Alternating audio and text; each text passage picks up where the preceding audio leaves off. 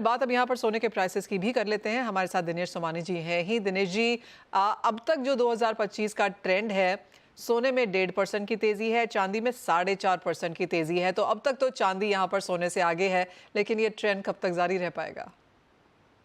ये 2025 या 2024 की बात ही नहीं मनीषा जी। अगर आप 2000 से भी देख लेते हो तो हाँ। गोल्ड की कंसिस्टेंसी इतनी ज्यादा है कि 25 सालों में मात्र 2 साल ऐसे रहे जहां नेगेटिव रिटर्न रहा है। मुझे लगता है इस साल भी 12 से 13% का रिटर्न इसमें गोल्ड में जरूर मिल सकता है। और जो शुरुआती रुझान है ये काफी पॉजिटिव है।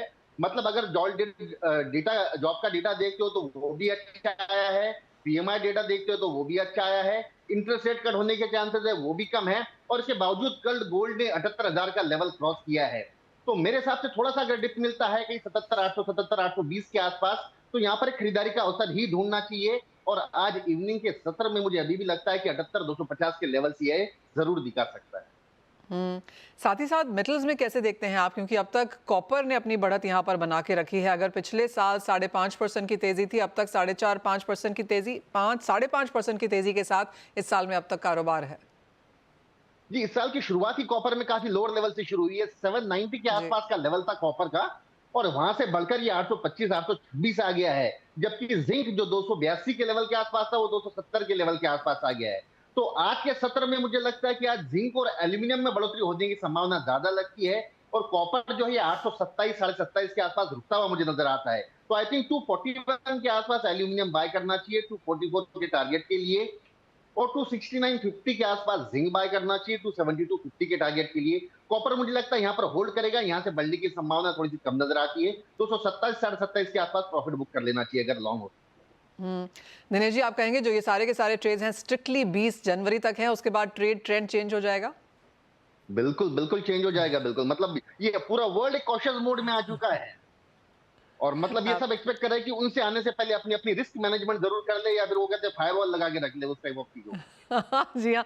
एक रिपोर्ट ये भी सजेस्ट करती है कि जो यूएस कनाडा से कच्चा तेल इंपोर्ट कर रहा है वो रिकॉर्ड हाईज पर है, कि उसके बाद पता नहीं किस तरह के टैरिफ्स लग जाएं। तो क्रूड प्राइसेस को लेकर अब क्या सेंस है? क्रूड ने नेशनल लेवल से हमने देखा था कि जब 5750 का लो बना था वहां से ये 6450 का हाई बनाया है।